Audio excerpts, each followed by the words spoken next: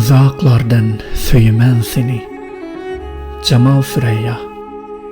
Gamnaki tercümesi. Yiraklardan söyümen seni. Yedimni purmasdın.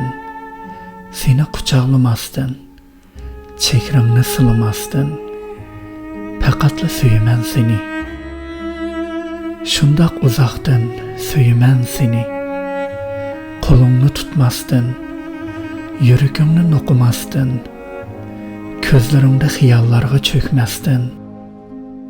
Şu ötkünçü sevdalarga qarşı lökçekdek emas, haqiqiy söyümen seni. Şundaq uzaqdan söyümen seni.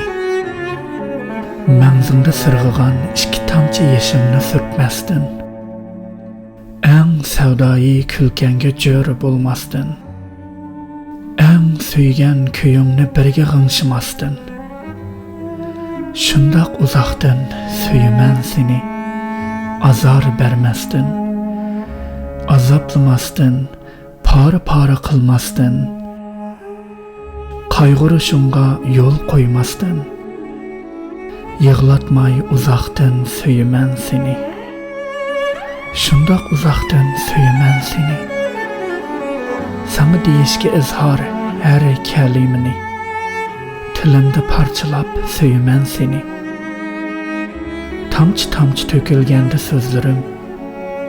Masum ak qağazdek söyümen seni.